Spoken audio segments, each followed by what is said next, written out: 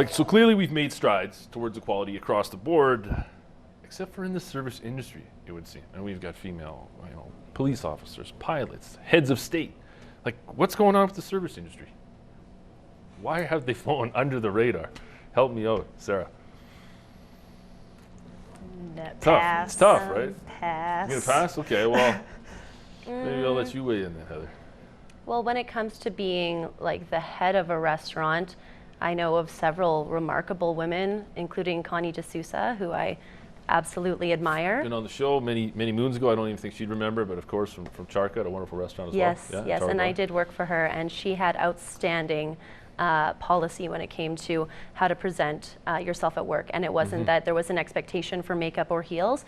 It was to come presentable with the dress code, which was just black attire. Yeah. Very safe environment. So in certain regards, I think that women are still breaking into huge leadership roles in the service industry. As far as for waitresses themselves, I think we're seeing more and more with talks like this that we can speak out about injustices and hopefully transpire change through that. Yeah, well, let's hope so. Yeah. Let's hope so. Many restaurants, that insist on staff wearing the short skirts and the tall heels, they generally have obviously a certain look in mind for female staffers. But my question is, are these staffers, are these women working in these restaurants, are they necessarily putting butts into seats? Are they bringing men, families, women into these restaurants? Not based on their looks. No. Like, absolutely not. I think that in 10 years of like wearing every kind of different outfit in every kind of different environment, I've done like everything from dinner theater to strip clubs. What I wear has absolutely zero effect on how much money I make. Really? Yeah. So then it begs the question, why then are restaurants encouraging their staff to look a certain way if they don't believe it's going to bring more people in to eat at their restaurant?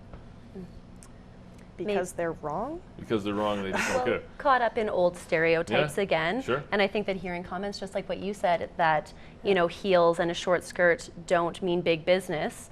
The more that we can get that message out and that there is a level of professionalism with taking care of your guests, that should supersede the sexualization of your staff. You would hope so, because I think some of the best area restaurants in town, you won't see that. You won't see that sexualization. You won't see the tall heels, the short skirt. So then it kind of begs the question as well. Is the food kind of, maybe not up to par that they're trying to, maybe brush it under the rug a little bit? I think that's maybe a fair assumption.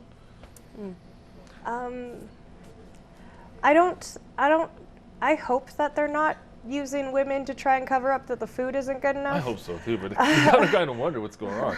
Yeah. Well, like there's a lot of places that think they're selling a novelty and they're doing it weird. I don't know if you remember the tilted kilt. The girls had to wear these little micro kilts. Right. Micro, for sure. Yeah. I'd never been by, but I think I heard a little bit about it. It was right on 17th and 4th. It had a phenomenal location. And the location itself could have brought people in, but I avoided it because of the micro skirts. It was like that.